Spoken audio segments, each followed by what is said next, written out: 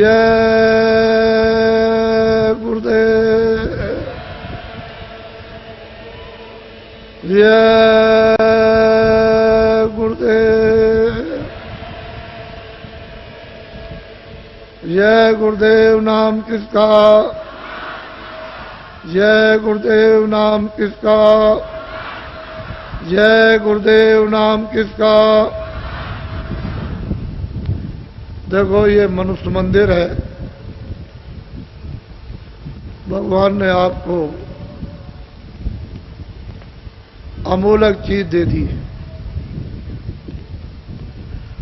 और सब कुछ आपके सुपुर्द कर दिया। उन्होंने अपने हाथ में कुछ नहीं रखा। इस मनुष्य को अनमोल चीज देकर के पूरी आजादी और पूरा अधिकार दे दिया। किसी तरह की भी उसने जरा भी किंचित मात्र भी रोक टोक नहीं रखी है। आप आंख से, कान से, मन से, बुद्धि से, हाथ से, पैर से जैसा चाहो वैसा कर्म करो, अच्छा बुरा, उसकी तरफ से जरा भी रोक टोक निशान को भी नहीं। देश की जितनी भी वस्तुएं हैं अपनी, देश में जितने भी मानव हैं सब अपने। देश एक मुसाफिर खाना है, एक सराय है जिसमें हम लोग सबके सब उस सराय में, बड़ी सराय है, बड़ा धर्मशाला है जिसमें आ रहे और जा रहे, और हम सब लोगों का मिलन थोड़े समय के लिए, ज्यादा समय के लिए नहीं है। मित्र हैं, दोस्त हैं, परिवार है, बच्चे हैं, माँ है, बाप है, रिश्तेदार है, कौम है, कौमियत है, ये थोड़े दिन का यहाँ मिलन। इसका भी पूरा पूरा बोध करा देना है कि मुसाफिर खाना ये परदेश है, इसमें इस प्रकार का मिलन है। तो आप लोग जितनी देर तक मिलो जुलो सद्भाव, सप्रेम, एक दूसरे के इस मुसाफिर खाने में जो धर्मशाला उसमें काम आओ, आप उसके काम आओ, वो आपके काम। इससे परस्पर ये मानो भौतिक बुद्धि, प्रेम, विवेक का बढ़ेगा। जब प्रेम आपस में विवेक का बढ़ने लगेगा तो भौतिक बुराइयां अपने आप छीड़ होने लगेंगी, कमजोर होने लगेंगी। उनकी तरफ से बुराई और से लगाव कम होने लगेगा। चाहे वो हिंदू हो, चाहे मुसलमान, चाहे सिख हो, छोटा बड़ा, अमीर गरीब कोई हो, लगाव कम होगा। जब हम में आपस में प्रेम बढ़ेगा, भौतिक सांसारिक बुद्धि विवेक का, तो फिर हमको ये सुनने को मिलेगा कि हम तो विशेष काम के लिए यहां भेजे गए। मालिक ने हमको अनमोल अपनी कारीगरियों से हमको ये तन, ये शरीर, ये जिस्म दिया है, तो हमारा काम तो और है इन्हीं के कामों के साथ में। तो आपने फिर आत्मिक जागृति आप में होगी और फिर वो आत्मिक प्यास लगेगी। जब भूख लगेगी, प्यास लगेगी, तो आदमी उसके लिए कि हमको प्यास लगी है और ये सब अच्छा नहीं लगता, तो वो दौड़ेगा कहीं पानी मिल जाए। तो महात्माओं के पास में ये जल है, भोजन भी है और जल भी, वहां इनको आध्यात्मिक पीने को मिलेगा। उनके पास इसका मुहाना है, स्रोत है, झरना है जो निकल रहा। उस घाट पर अमृत की धारा निकल रही। पीने वाले पी सकते हैं, लेकिन आपको प्यास लगे तब मुंह बंद किए रहोगे। जबरदस्ती कोई मुंह में खोल करके अगर डालना चाहे पानी तो आप बंद कर लो, तो कैसे डालें? तो उसे प्यास के कारण मुंह खुल जाएगा। तो महापुरुष फिर शीतल, जैसे पपिया होता है, उसको जब प्यास लगती है तो इस पानी से उसकी प्यास नहीं जाएगी, वो घड़ों का घड़ों पी ले, लेकिन वो लेट जाता है पूर्णमासी के दिन और मुंह खोल लेता है कि मालिक मुझे बहुत प्यास लगी है, इस पानी से मेरी प्यास नहीं जाएगी।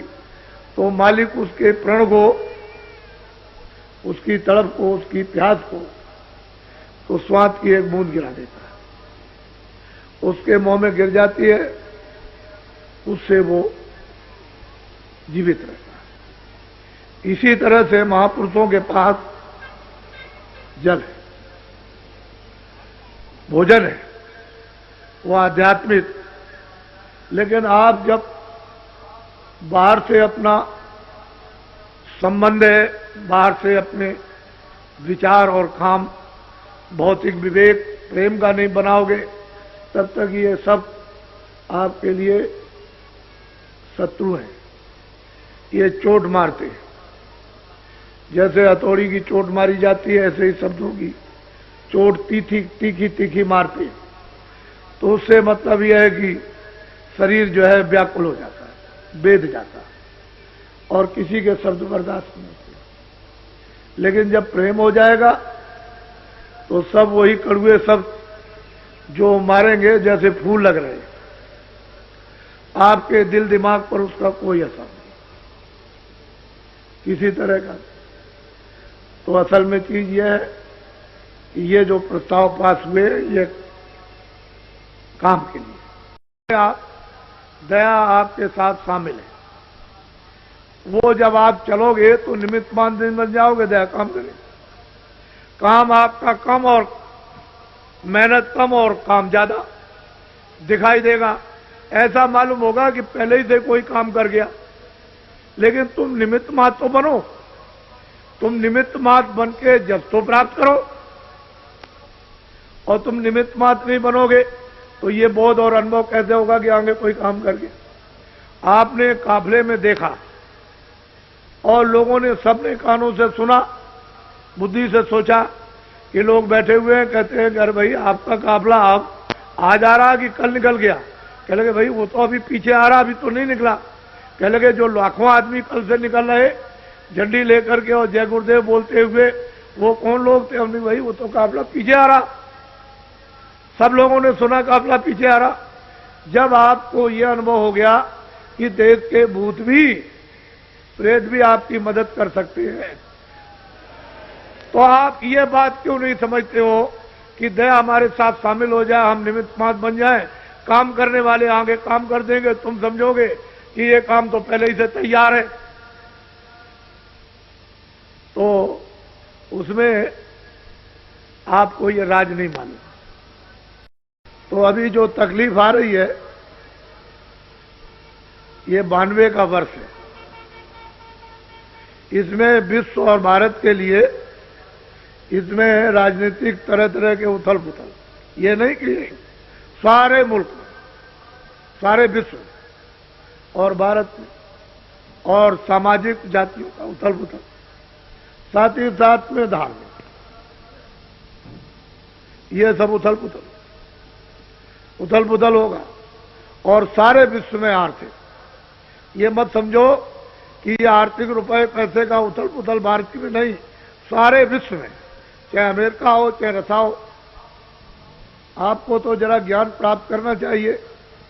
जो इतना कट्टर कम्युनिस्टवाद, जिसके लिए मैं कहता रहा कि भाई चीन भी खत्म हो जाएगा, पहले से चिल्ला रहा, तो ये मजाक समझते थे।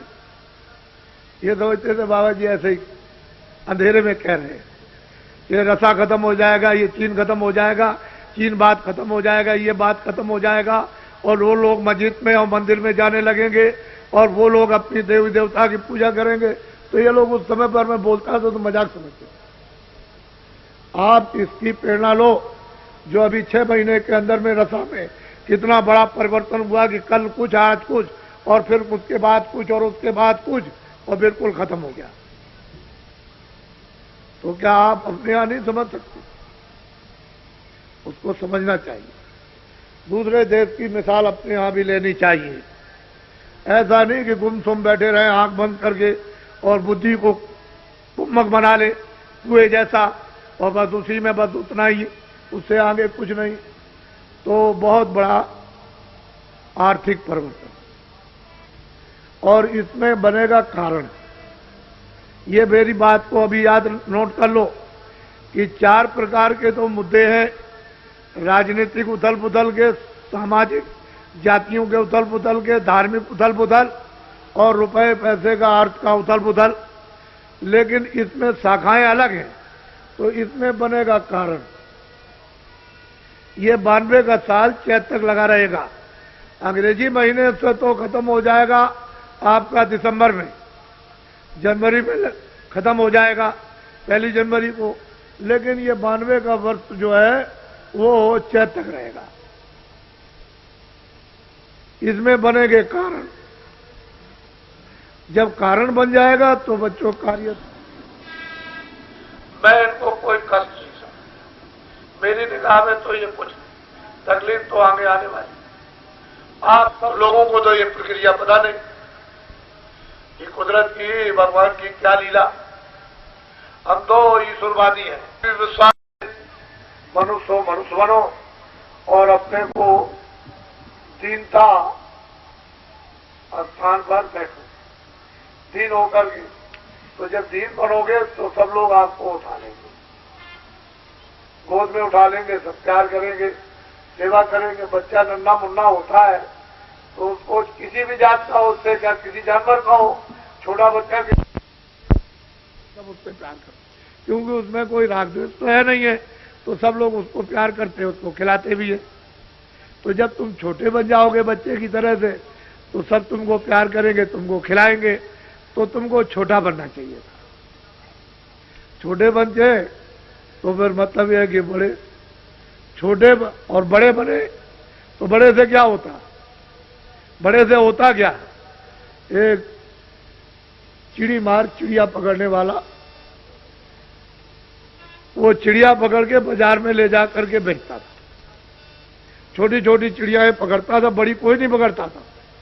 बस एक पिंजरे में बड़े में ले गया और 2 आने की, 4 आने की, 2 आने की, 4 आने की, वो सब लोग आए और चिड़िया खरीद करके ले गए। तो एक बहुत चिड़ी मार, उसने कहा, अरे भाई तुम क्या देखते हो? कहने लगे, भाई मैं देख रहा हूं, मुझे कोई मजदूरी नहीं मिल रही है, तुम देखते नहीं हो, ये चिड़िया ले आता है और बस आकर के यहाँ फटाफट 2-3 घंटे में बेच के चला जाता है, तुम भी चिड़िया पकड़ के ले आओ। तो वो बेचारा उसके कहने से गया, जंगल में इधर उधर देखता रहा, तो उसको देख करके चिड़िया उड़ गई, उस पेड़ से और दूर चली गई। तो एक तालाब में एक केकड़ा था, ऐसे बैठा हुआ था इस तरह से। तो उसने सोचा कि ये बहुत बड़ा भी है और मतलब यह है कि इसका दाम बहुत लगेगा। वो जितना चिड़िया सब बेची जाती है, जिनका दाम उससे ज्यादा इसी का दाम लग जाएगा। तो किसी तरह से उस केकड़ को पकड़ लिया, उसको पकड़ लिया और बाजार में ले गया, उसको बैठा दिया। अब वो केकड़ा ऐसे करके बाजार में बैठा हुआ और छोटी छोटी चिड़िया सब लोगों ने 2 आने 4 आने की खरीद के चले गए और बेचने वाले भी चले गए। वो शाम तक अंधेरे तक ऐसा बैठा रहा। तो कह ले, भाई तुम कौन हो? कह लगे, अरे भाई मैं तो आया था कि ये बड़ा है, एक ही पैसा दे देगा, तो मैं तो ले आया पकड़ के, इसका तो एक भी नया पैसा नहीं लगा। इसके बड़े बनने से क्या हुआ? छोटी छोटी चिड़िया यानी बिक गई और ये इतना बड़ा है और ऐसा मूर्ख और बेवकूफ, इसका कोई भी दाम नहीं लगा। तो जब बड़े बन जाओगे तो आपका कोई मूल्य नहीं है। छोटे बन, परमार्थ में, मानवता में, मनुष्यता में तो छोटा बनना ही चाहिए। और छोटे बनते हैं तो क्षमा करना, अंग्रेजों के राज में जब लोग सेठ साहूकार मंडियों से जब अनाज खरीदते थे, जैसे चना है, तो मुझे एक मुनि मिले कि आप कहाँ रहते हैं? कह लगे, मैं तो बनारस रहता हूं, मैं यहां अनाज खरीद रहा हूं। क्या खरीद रहे? कह लगे, मैं चना खरीदता हूं, मद्रास में भेज रहा हूं। तो मैंने उनको 2-3 दिन ये मेहनत करते देखा, कभी 1000 बोरा, कभी 2000 बोरा, कभी 4000 बोरा, रोज मतलब है खरीदने और रोज मतलब ये कि वो ट्रेन से भेजे। तो मैंने एकदम उनसे पूछा, मैंने कि मुनीम जी ये बताओ कि इसमें मुनाफा कितना होता होगा। कह लगे साफ खर्चा काट के, अपना खर्चा, यहाँ का खर्चा, पल्लेदारी का खर्चा और इसका खर्चा और उसका खर्चा और ले जाने का खर्चा और वहां का उठाने का खर्चा, वो जितना भी खर्चा है सब काट कूट करके एक बोरे पर 4 आने बचते, 4 आने बचते। बस सब खर्चा काटने के बाद एक बोरे पर 1 कुंटल पर 4 आने बचते, और 4 आने बचने पर भी वो करोड़पति है। तो उस समय पर कितनी मेहनत कि अच्छा से अच्छा सामान, और मतलब यह है कि ज्यादा से ज्यादा जब जरूरत हुई तो फौरन मद्रास, फौरन गुजरात, फौरन यहाँ, फौरन आसाम और भेज दिया, और 2 आने बोरा बच गया, 4 पैसे बोरा बच गया। लेकिन वहां जनता को भूखों नहीं मरने देते थे ये लोग। आज यह है कि यहाँ पड़ोस में भी अगर चिल्ला रही हो जनता कि हम भूखों मर रहे, अनाज नहीं है, तो यहीं बगल में नहीं जा सकता, इसी जगह। तो एक सेठ साहूकारों का प्रबंध और एक इनका प्रबंध, जमीन आसमान का अंतर। ये चिल्लाते रह जाए रेडियो अखबार पर और मौके पर वहां कुछ भी न जाए और ये कहते कि वो तो पहुंच गया, तो जनता को चकमा दिया, धोखा दिया, पहुंचा ऊंचा कुछ नहीं। तो पहले सेठ साहूकार इस तरह की सेवा करते थे। और कोई आया, सेठ जी आप बहुत बड़े हैं, आप बड़े दयालु हैं। यहाँ ये सब गायें जो चरती हैं जंगल में, यहाँ कहीं भी पानी पात में नहीं है, तो हमारी प्रार्थना है कि एक बावली बनवा दीजिए। उनका अच्छा ठीक, चलो मुनीम जी एक बावली खुदवा दो, वहां जानवर प्यासों मरते। कहीं कुआं है, जरूरत पड़ गई, आदमी जा, कुआं बनवा दो। कह लगे बहुत आदमी आते जाते हैं, सेठ जी एक धर्मशाला बनवा दे। क्या चला, तो वो अपने उस मेहनत से के उस कमाई में से पुण्य भी करते रहते थे।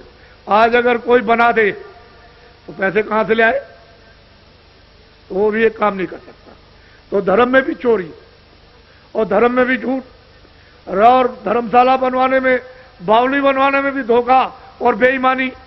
तो ये बताइए कि अच्छे आदमी किधर रह गए।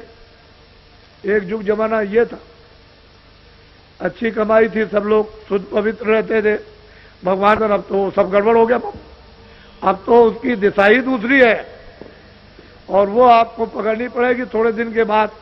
वो तो आप सब आपके सामने आ जाएगा, उसमें मतलब वो तो आपको पकड़ना ही है, बगैर पकड़े हुए काम होने वाला है ही नहीं।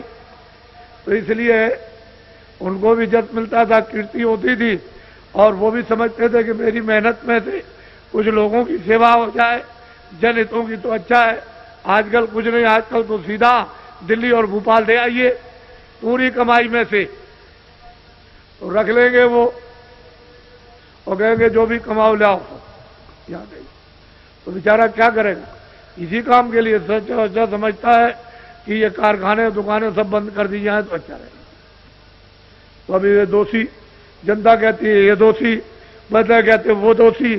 तो ये सब बातें जो है अनर्गल, अनविचार, विवेक में कोई चीज जानकारी में नहीं, जो जैसे आया वो पकड़ा आपने, उसकी दिशा वगैरह कुछ नहीं, बस चिल्ला रहे सबके सब। तो असल में पूरा का पूरा माहौल ही बिगड़ गया। अब धीरे धीरे आपको इस तरफ लाया हूं और इसमें ये चीज वहां तक पहुंच जाएगी, जंगलों तक। अब ये जंगलों के लोग भी चल पड़े और अपने आप को बदलने लगे।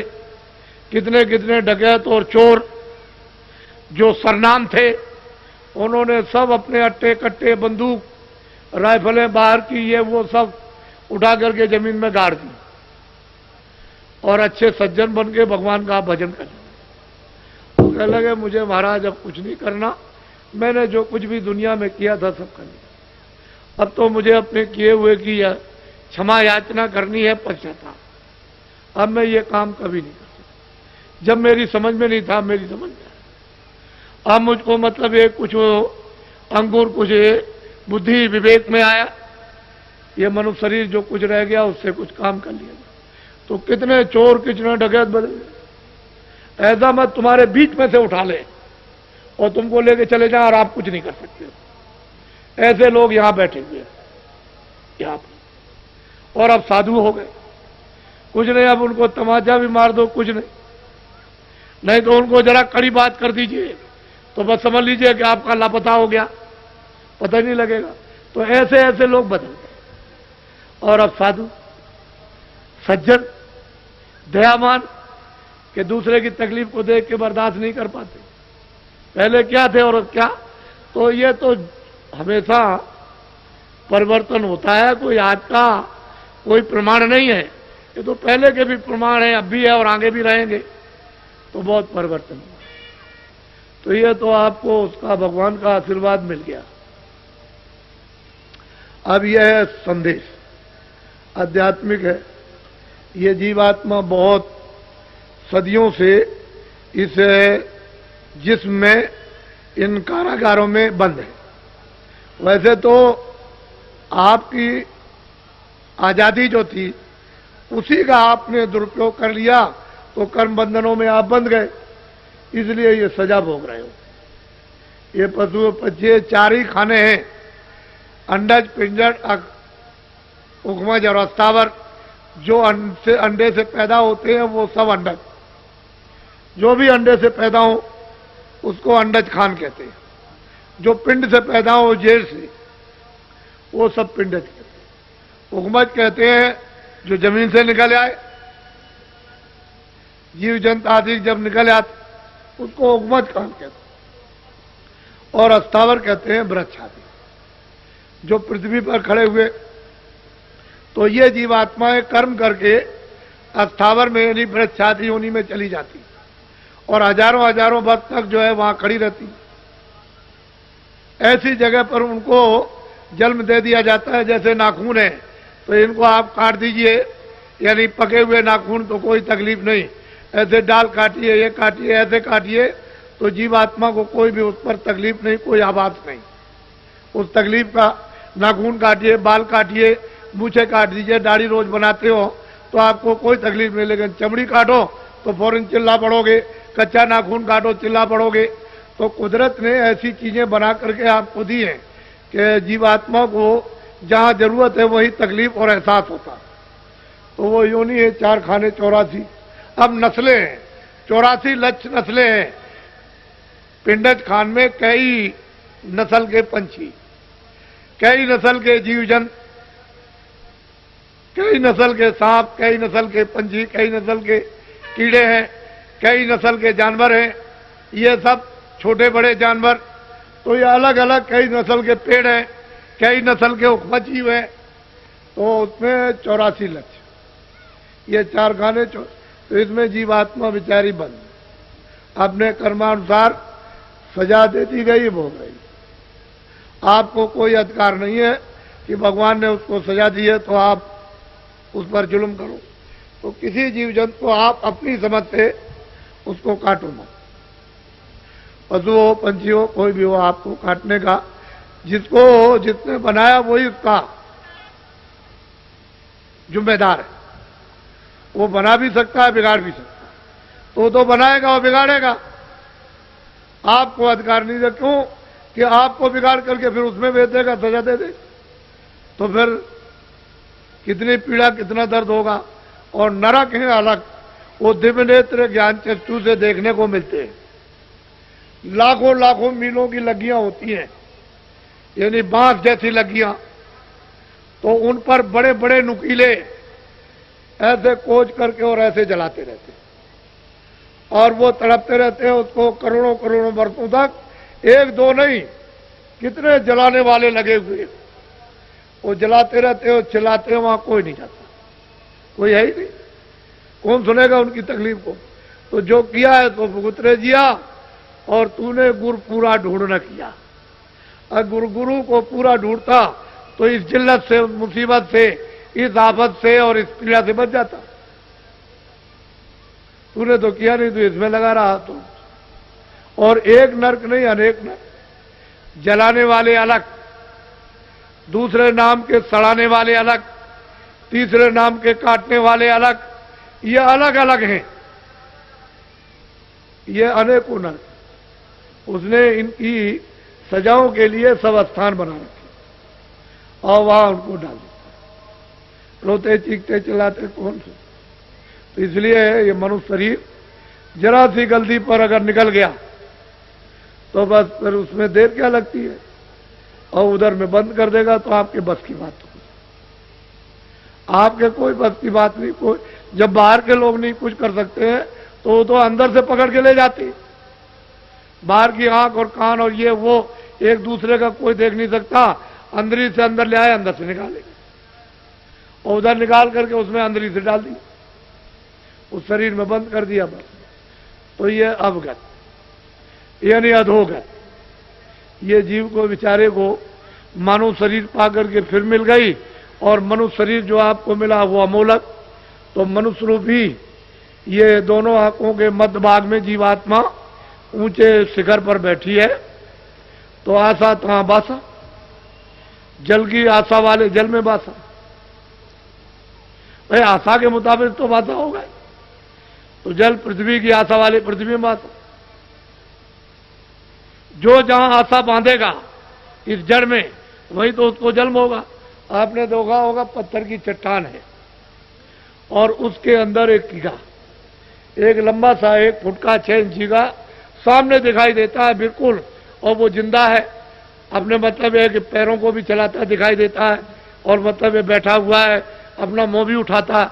लेकिन आपने कभी ये सोचा है कि इसको हवा पानी खाना कहां से मिलता है? उसकी आशा इतनी तीव्र जड़ में कि देखिए उसको जड़ में जन्म दे दिया, और उस पत्थर के अंदर उसकी परवरिश हो रही है। तो कहते हैं अजगर करे न चाकरी, पंछी करे न काम, दास मलूका कह गए सबके दाता राम। तो आप अपने में विश्वास क्यों नहीं करते हो कि जो उसने प्रारब्ध हमारे लिए बना वो तो हमको सब मिलेगा। अब कुछ कर्म कर लो, कुछ भगवान का भजन कर लो। तुम इसके लिए रात और दिन लगे पड़े हुए हो, न तुम समझते हो अच्छा न बुरा, इसमें लगे हो। तो ये कुकर्म जो हो रहा तो फिर मनुष्य शरीर मिलेगा। तो ये जहां आता था आप समझते नहीं हो, आपको मालूम ही नहीं। लेकिन ये जीवात्मा जो दोनों आंखों के बीच बैठी हुई है और अंधकार में अगर तो यहां जगा लो, इसकी आंख खोल लो, कान खोल लो, तो इसमें चेतनता ना आ जाए वापिस। और ये चेतन जब जगे तो उस चेतन को प्राप्त कर ले जो भंडार है, तो ये यहां से निकल जाए। फिर ये जन्म मरण में क्यों आएगी, क्यों सजा भोगेगी? वो तो ज्ञान रूपी अग्नि में ये सब, वो तो जल है, उसमें सब सफल हो जाएगी। और सच्चे अनुभवी महात्मा मिल जाए तो फिर ये हमारा जो जीवन बचा हुआ था, असली चीज ये है कि ऊपर जाने तो आपको तो ये सब कुछ नहीं। मैंने बताया था कि मन है, बुद्धि है, चित्त है, काम है, क्रोध है, लोभ है, 10 इंद्रियां हैं, इनकी अलग अलग डोर है। आंख की अलग डोर, कान की अलग है, नाक की अलग है, सबके अलग अलग इंद्रिय आ जाते हैं। आप क्या जाते हैं बड़े बड़े जगह में तब करने वाले और लोगा खा गए। इसको महापुरुषों से माया भी डरती है, काल भी डरते हैं, और मतलब देवी देवता भी। और महापुरुष न मिले तो आपको ये चक्कर में जा दें। तो आपको जब किसी को मालूम ही नहीं है कि डोरी किसके हाथ में है, तो वो भंडार है, इसको उसमें पहुंचाना है। इंद्रियों का इंद्रियों में, काम का काम में, क्रोध का क्रोध, तभी काम बन सकेगा। नहीं जीव का कौन काम करने वाला धोखा दिया।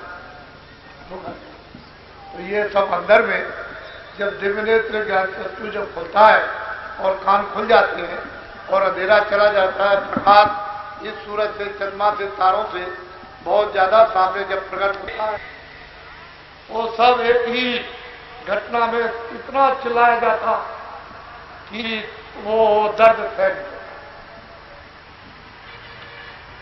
पृथ्वी पर फल नहीं रहेगा, अनाज नहीं रहेगा, तड़प तड़प के बच्चे को मारोगे, बच्ची को मारोगे, प्राणों को भी रक्षा के लिए उसको मार दोगे, वो चली जाएगी कहीं बाहर, तब तक बच्चा घर में है, अनाज है नहीं, तो बच्चे को मार के खा गए। पता ही नहीं, जब कुछ नहीं मिला तो औरत को मार दिया, औरत ने रात को आदमी को काट दिया, समझ गए, प्राणों की रक्षा के लिए, क्योंकि घास है नहीं, पेड़ों पर पत्ती फल है नहीं है। तो जब ये नहीं रहेंगे जंगल में घास नहीं, तो जानवर तड़प तड़प करके चारों तरफ दौड़ेंगे, और गिर जाएंगे। जो जिसको पाएगा वो एक दूसरे को खाएगा। वो तो बहुत ही यानी मतलब ये है कि ऐसा मतलब भयावह दृश्य है। जब क़यामत आती है महाप्रलय तो बहुत पानी नहीं मिलेगा। अब जंगलों में आग लग जाएगी, घास का नाम नहीं थी, ये जानवर मरने लगेंगे। वहां जल जल के कितने जीव जल जाएंगे, दर्दनाक, कोई वर्णन नहीं करता। और फिर पानी को मतलब अग्नि सोखती है तो ये जल के जितने भी जीव हैं ये सब एकदम बाहर तड़प तड़प करके, पानी की बूंद नहीं मिलेगी, तड़प तड़प करके जब तक जो है तो एक दूसरे को तड़प तड़प करके इसी अग्नि को वायु सूख लेती और वायु को आता। न यहाँ मंदिर न मस्जिद, न ये पृथ्वी, न वायु, न कोई गीता, न रामायण, न उसी आकाश। जब इसने वायु को खींच लिया तो आकाश में सब, और आकाश और सब को माया सबको मिला। तो स्वर्ग और वैकुंठ जितने भी 14 भवन, 14 लोक और 14 कवगे साफ, ये सब ब्रह्मा महादेव जितने भी देवी देवता, ये 9 करोड़ दुर्गा, 10 करोड़ शंभु और 33 करोड़, ये सब के सब पूरे के पूरे सिमट जाते हैं महादेव। और उसे आद्या शक्ति को निरंजन भगवान ने सुनी, और निरंजन भगवान को और इनको सब ऊपर माया बैठी, वो सबको समेटती है। जितने भी वहां के लोग सूक्ष्म हैं वो सबको समेट, फिर इनको सबको समेटते ब्रह्म। ये सब समझते थे जितने आने को लोग, उसके बाद सरकार सबको समझ लेते, कुछ नहीं। इतने जो जहां निरंजन भगवान ने उसी की आवाज पर तो ये सब रचना टिकी हुई है, तो धीरे से बंद कर लिया, क्षणों में कुछ नहीं। जब सूरज को जब खींचता है तो जरा सा ऐसे खींचा बस शरीर निर्जीव हो गया। उसी सूरज के ही उस शक्ति और उसके ही प्रकाश से टिका हुआ, और जरा सा खींच के अलग किया बस। ऐसे ही वो बंद करता जब आवाज को, तो यहां किस पर टिकेंगे, कोई चीज टिकने वाली है ही नहीं। हर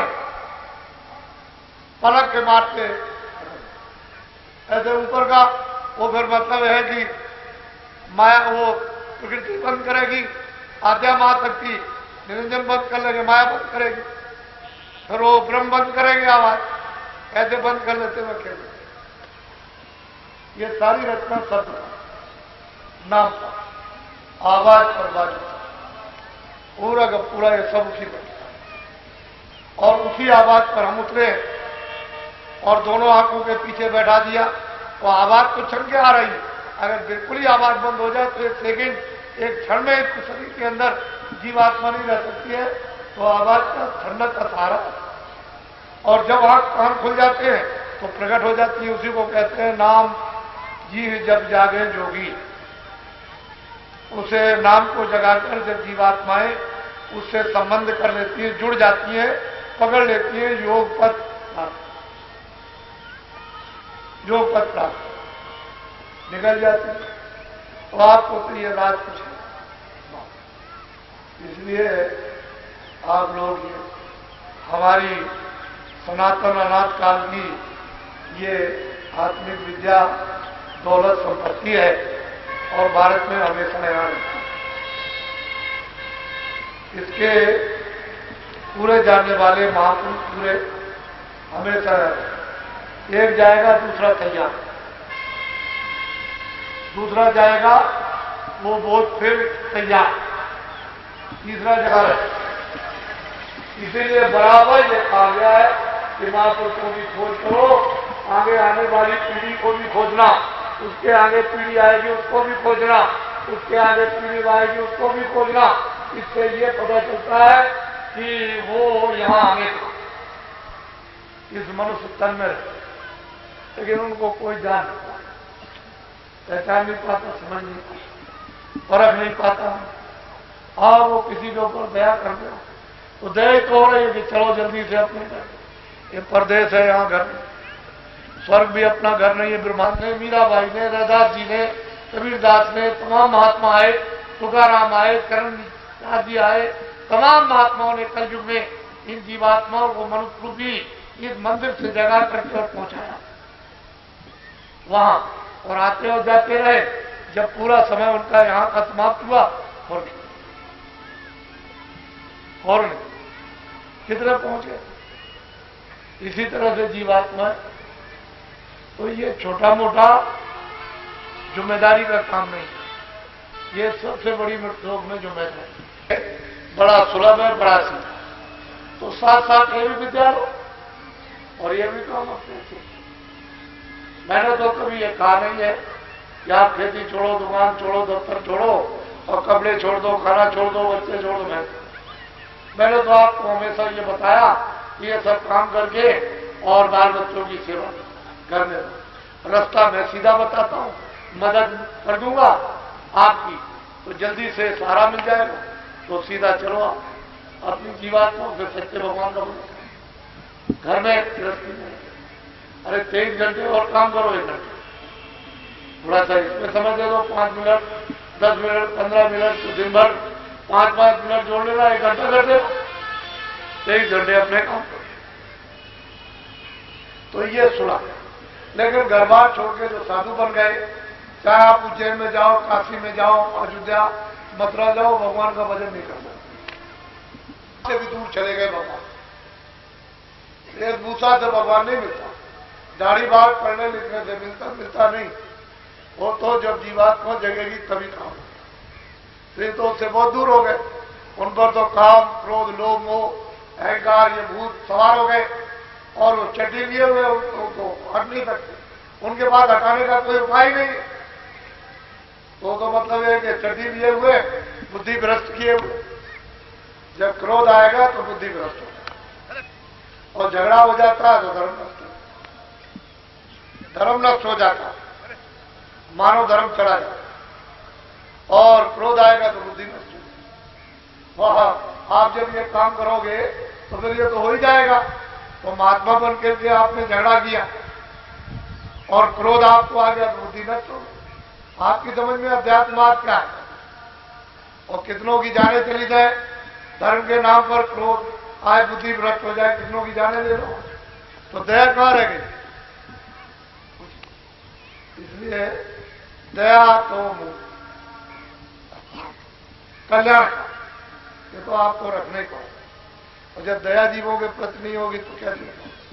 सब जीवों को मुझको मान, इन जीवों में होकर के मुझको मान ले, मुझको देख ले कि ये मैं ही यहां पर हूं, मैं इनसे अलग हो गया हूं, मैंने इनको अधिकार दिया है, ये खेल है और तू इन पर दया, तो दया करोगे तो पहचान लगेगी। बात कोई भी आदमी ये समझना नहीं कि मैं नहीं रहूंगा तो काम नहीं होगा। सब अपने आप को नए सोचो कि मैं बिल्कुल नया हूं, पुराने से पुराने जो 20 साल के, 30 साल के, अपने आप को नए। जब तक ही आपको आदेश न मिल जाए कि आप किसी का काम करो, तब तक ये काम करना नहीं ये सब बोझा तुम्हारे ऊपर आएगा और बड़े से बड़े नरक में सजा मिलेगी। ये काम करना नहीं, क्योंकि तुम इस बोझे को उठा नहीं सकते हो, जो जीवों का बोझा, ये कुकर्म का बोझा उठा नहीं सकते हो। और तुम अपने मन मस्ती में अगर कुछ काम करने लगे तो ये बोझा तुम्हारा, ये बहुत हो जाएगा और फिर जुग जुग नहीं उठेगा। तो अपने आप को नया, बिल्कुल मैं नया हूं, कुछ नहीं जानता हूं, तब आप अपनी चीज को बचा सकते हैं।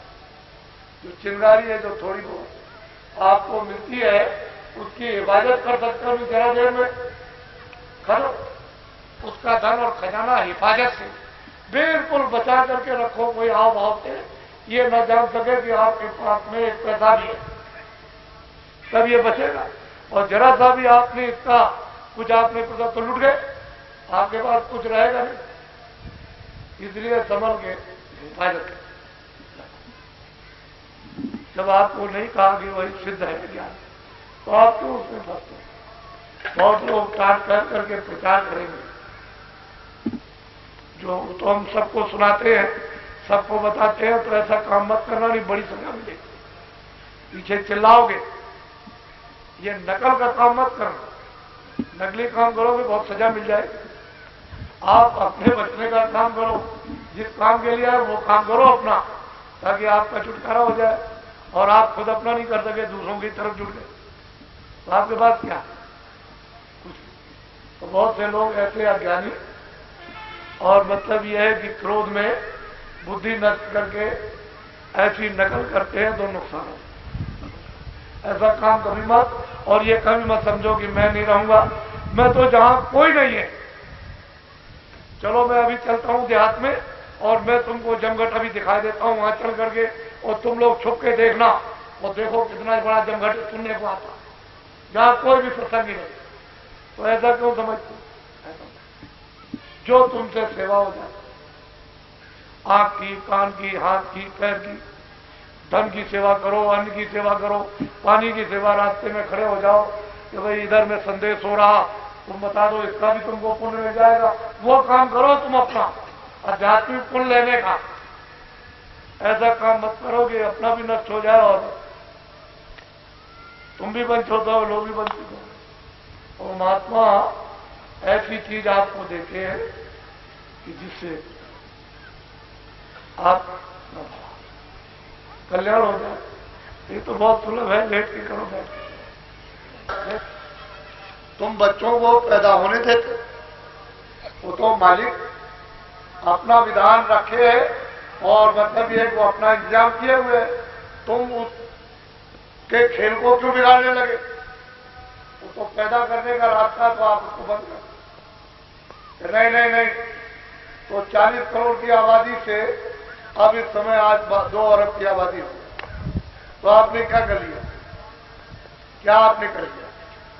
बड़े नसबंदी गिरफ्तार करने वाले आए थे और अभी और रोकोगे तो और आबादी बढ़ जाएगी। कुछ नहीं कर, पता नहीं वो क्या हिकमत लगा के आपको क्या मालूम, तुम कोई उसके ठेकेदार हो? अरे जो ठेका दिया गया उसको तो किया नहीं और उस रास्ते को बिगाड़ने लगे कि हम तुमको दुनिया में नहीं रहने देंगे और तू कहा हम तुमको निकाल देंगे। ऐसा ठेका लेने लगे, जो काम दिया था, जिसकी प्रतिज्ञा वो तो किया। इसलिए अब उस काम को नसबंदी गिरफ्तार को नहीं करता। इसको ध्यान में जो किया है, एक बार देवियों जब महीने में मासिक होता तो आप लोग 5 दिन तक कभी स्नान मत करो, हाथ पैर धो और कपड़े 10 बार बदलो, लेकिन स्नान मत करना, शरीर पर पानी मत। जब तुम पानी डालोगी तो खून खराब रुक जाएगा, रखे खून में मिलकर स्पुष्ट रहता। अब कुछ नहीं है, नल खुल गया और बस आप बैठ गए 5 दिन तक रोज नहाते, वो सब बीमारी वही रुक करके और फैल गई। अब वो निकाले नहीं निकलती है। तो ये आप घर में बच्चियों को सबको बताओ, जिसका जो, और आप इनको छुओ मत, दूर रहो। खाना पीना भोजन इत्यादि नहीं छुआ चाहिए, इससे भी बहुत भयंकर बीमारियां आ जाती हैं, तो अलग रहो। और जब नहा लो उसके बाद में सको। तो ये महात्मा बताया करते थे, ये महात्मा का काम नहीं था, ये तो पंडित जो आपके घर में वो बताया करते थे, और पंडितों ने बता रखा था माताओं को, वो माताएं घर में बताती तो आपने बच्चों। ऐसी नई सभ्यता और ऐसा नया चरण आया मतलब विचारों का कि ये सब खत्म कर दिया और लोग ही हो गए। अब ये बातें कोई बता नहीं, जो आपको हम बता रहे, ये तो आपकी बात थी, इसको पहले ही बता गया, लेकिन सब रोगी। इसलिए ये तो करो मत, जो किया तो कर लिया, वो तो आपको दंड मिल ही जाएगा। लेकिन हाँ, अगर कहीं आ गए तो क्षमा भी हो सकता है, जब आप प्रायश्चित हो तो क्षमा भी कर सकता है, लेकिन महापुरुष क्षमा करेंगे और कोई वो तो क्षमा करना ही। काल रूप में किंकर ब्राह्मण, शुभ और शुभ कर्म फल जाता। मैं काल रूप हूं और सबको शुभ और अशुभ कर्म का मैं सजा, मैं किसी के कर्म को माफ हूं। वह तो ये, तो वो तो बड़ी ऐसी है अखंड, वो तो इधर उधर हो नहीं सकती। अब महात्माओं के पास जाओ, उनके पास ये क्षमा, वो क्षमा नहीं करेगा जिसने विधान रखा, जो इसका इंसाफ करता है वो क्षमा नहीं करता। उसके आगे आने जाने वाले वो छोड़, तो वहां आप पूछ नहीं पाओगे तो क्या छोड़ो। ये सब चीजें आपकी जरूरत की थी, उसको समझ लेना चाहिए। तो पहले ही आपने नहीं समझा और आप एक तो ये हो गया, तो एक तो चीजों में फंसे, तमाम चीजों में फंसे, या छोटे बड़े गाने सबको सब पसंद। और ये अमूलक चीज जो, और जीवात्मा को कोई शिष्य बना नहीं सकता, ये उसका इसमें रूप है। तो अपने आप को शिष्य सब बने, क्योंकि मालिक के रूप को, मालिक की चेतनता को कोई मतलब शिष्य नहीं बना सकता। वो जो शिष्य बनने की बात है वो होगा जब तक अपने को बोध नहीं होता है, काम है, क्रोध है, लोभ है, मोह है, इनको दूर करने के लिए तो आप शिष्य। लेकिन जब ये आत्मा जाग गई तो नई गुरु और नई चेला, सब में बोले एक अकेला, वहां न गुरु है न चेला। ये विकार है, तभी तक अपने को समझते हो मैं शिष्य हूं, और आप अपने को समझते हो गुरु। और विकार दूर हो गए, वो तो समझते ही नहीं आपको शिष्य, वो तो अपने आप को समझता है शिष्य। तो मालिक के रूप को शिष्य होता है, न गुरु बना सकता, वो तो मददगार है, सेवादार है। और वहां तक पहुंचा देगा तो खुद पूछेगा कि कौन लाया, तो वो खुद चिल्लाएगा कि बलिहारी उन गुरु की जो गोविंद जी होता। ये सब श्रेय और सब कुछ है, ये उनका है जिन्होंने आपके पास। तो मैं तो मृतलोक में उनको सबसे बड़ा वो कहता है, उन्होंने कुछ नहीं कहा, वो तो कहते हैं हम तो इस सेवक। तो मालिक के उस रूप को शिष्य नहीं बना सकता, ये बड़ा गहन विषय है। और अगर शिष्य बना लिया और गुरु बन गया तो सीधा नरक को दरवाजा को, अंधा गुरु और बहरा सेवा वो हो नरक में ठेला ठेला। तो आप ये विद्या आपको मतलब उस तरफ ध्यान रखें, तो आप इसको प्राप्त करो, जो सरलता से आसानी से मिले उसको ले दो। अरे घर में गंगा बहे आपके गांव के किनारे, तो सबको उस ब्रह्म गंगा में अपनी आत्मा को अपना करना चाहिए। और नहीं करते हो तो फिर वो समय निकल जाएगा, वो तो मतलब है बहती हुई निकल गई और फिर सूख गई, तो आप क्या समझते? ये भागीरथी थे, वही ब्रह्म गंगा जाए, ब्रह्मलोक से उसकी धारा, आसमानी आवाज, उन लोगों में बड़े बड़े दरिया बहते, कितने बड़े बड़े दरिया है जिनकी पैमाइश कोई नहीं कर सकता, और उन्हें निर्मल स्वच्छ, बालू का, मिट्टी का कोई नाम निशान नहीं। और नीचे देखो तो कितने लाख नीचे दिखाई देता है उस पानी में। अब पानी कहे कि क्या कहे, तो मालिक की लीला। ऐसे ऐसे दरिया, जब ये रूहें जाती है जीवात्माएं वहां, उसके किनारे तो स्नान करती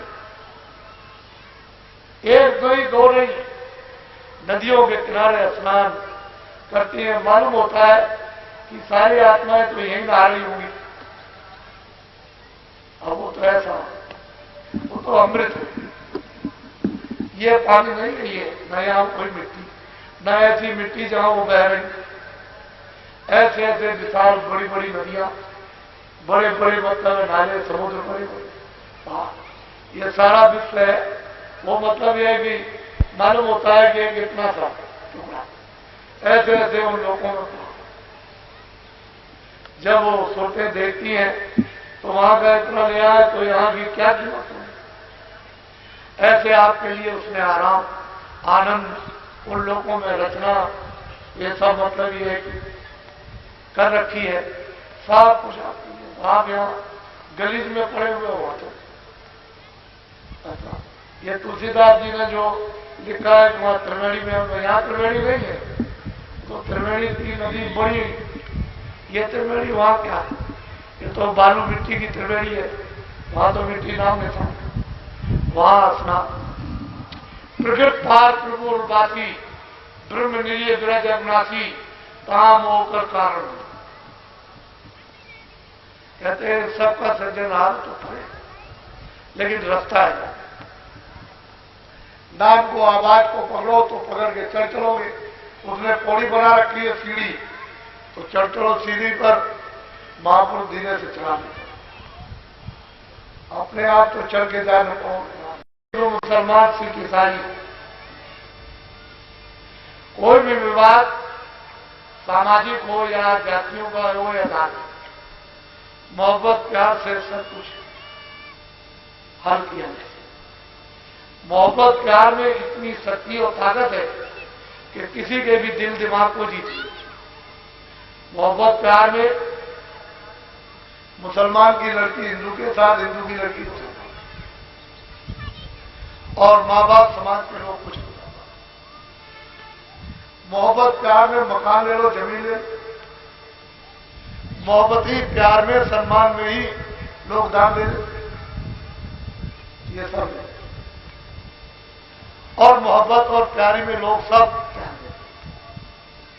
घर बार छोड़ के, तो मोहब्बत और प्यार बहुत बड़ी चीज है, और वो हम सब लोगों में आप मंदिर ले जाओ, घर ले जाओ, ये ले जाओ, और मोहब्बत प्यार नहीं है, मान सम्मान नहीं, तो मतलब यह है कि कोई चीज एक नहीं है, तो वहां झगड़ा हो जाएगा, कतलेआम हो जाएगा। तो अपने लोगों को इस धर्मनिरपेक्ष और प्रजातंत्र में कतलेआम से करता है। ये राजनेता अपने अपने स्वार्थ के लिए, दिल्ली की और प्रांतों की गद्दी के लिए हिंदू मुसलमानों का, सिखों ईसाइयों का कतलेआम कर, जब देखेंगे तो एक दूसरे मुल्क को कतलेआम करा, अपने लाभ के लिए करोड़ों मर जाए। अभी बस कहेंगे कि हमको बड़ा अफसोस है, करोड़ों चले जाए एक ही झटके में, कहेंगे हमको बड़ा अफसोस है, 2 करोड़ मर जाए अपने स्वास्थ्य। आप लोग इनसे बचो। घर में रोटी बनाते हो और रोटी को न पलटी जाए, उस गर्म तवे पर रोटी बना के डाल दिया जाए, न पलटा जाए तो क्या हो जाए? क्या हो जाए? जोर से बोलो। तो ये तो आप समझते हो कि जल जाएगी, और कुत्ते को बुलाओ, चुकारो और रोटी डाल दो तो सूख करके चलो। लड़के को अगर दे दोगे तो ठीक है, ऐसा है। जली रोटी किसके काम आई? रोटी भी गई, लकड़ी भी गई, और मेहनत भी गई। आपने सब बना, क्योंकि विचार ही केवल इतना ही तो आपको करना था कि तवे में डालकर पलट दे, तो आटा भी चला गया, मेहनत भी चली गई, और रोटी भी, किसी का काम नहीं। तो फिर पलट दो और तुरंत फिर पलट, और फिर पलट के उठा के चिमटे से जरा सा आग पर गर्म, उसकी गर्मी से पक जाएगी और उसमें मिठास आ जाएगी, और सब लोग उसको खाएंगे। बहुत दारू और शराब का नशा, ऐसा नशा देश में है, जितनी भी छोटी और बड़ी से बड़ी बुराइयां, ये सब दारू के नशे से आती। अगर एक नशे का देश में त्याग हो तो 90% बुराइयों का नशा चल रहा है, और करके देख लीजिए आप। बाकी जो 10% रह जाए वो तो अपने शरीर को ठीक कर लो तो ठीक। तो आप जो कमजोरी जाहिर करते हुए जा रहे, इससे आमदनी होती है, तो बुराई से आमदनी करके और फिर इसकी बढ़ाई कर सकोगे। ये तो जब आप चोरी और डकैती का धन इन पर खर्च करोगे तो इनका भी असली करा जाए। भी हाथ से निकल जाए। तो ऐसा मत सोचो। बोलो जय गुरुदेव। जय गुरुदेव नाम किसका? जय गुरुदेव नाम किसका?